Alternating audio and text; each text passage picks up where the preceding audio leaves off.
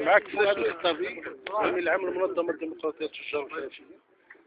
المفروض اليوم كان يكون تأسيس ديال المكتب الإقليمي ديال فقيه بن صالح ديال التجار والحرفيين، وجيت من الرباط على هذا الأساس، والإخوان هنا عملوا جهد كبير باش يحاولوا يستغلوا القاعة ديال دار الشباب.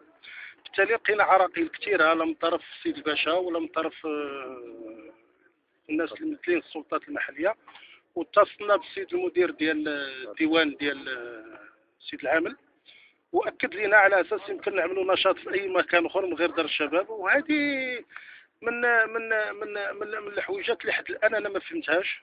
انا ملي جيت من الرباط لهنايا جيت على اساس واش الامور راه هي كلها واجده، ونتلاقاو مع الاخوان ونحيوا الرحيم ونديروا التنظيم بقواعده قدام الملأ، وانت كتشوف. مع ذلك حنا جلسنا في الشارع وعملنا الناس ديالنا وخبرناهم باننا راه غادي نديروا اللقاء ان شاء الله في تاريخ مقبل، وغادي نعملوا المكتب ديالنا في الفقيه بن صالح، وغادي نناضلوا من اجل التجار والحرفيين، وغادي نناضلوا من اجل هذه المدينه، لان هذه المدينه تاريخيا هي مناضله هي اصلا. وهاد الناس اللي باغيين يردوا هذه المدينه تبقى ديما اللور، وتبقى ديما هي تحت الضغوطات ديالهم. بغينا نقولوا لهم ديال الزمن راه ولا ما بقى شيء، زمن جديد، عندنا ملك جديد، عندنا امور كلها دستور جديد، الحمد لله الامور كلها واضحه. الا كانوا كيوليو هذه الامور هذه، وغادي نعمل رساله في الموضوع للسيد وزير الداخليه والسيد رئيس الحكومه الاسبوع المقبل ان شاء الله. شكرا العاب. واش تلقيتوا شي تبرير بالمنع ولا ما كاينش حتى شي تبرير حتى الان؟ حنا معاك ما كاينش شفويا. كاش ما كاينش شفويا كيقول لك حنا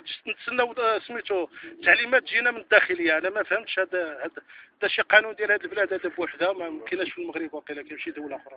شكرا. شكرا.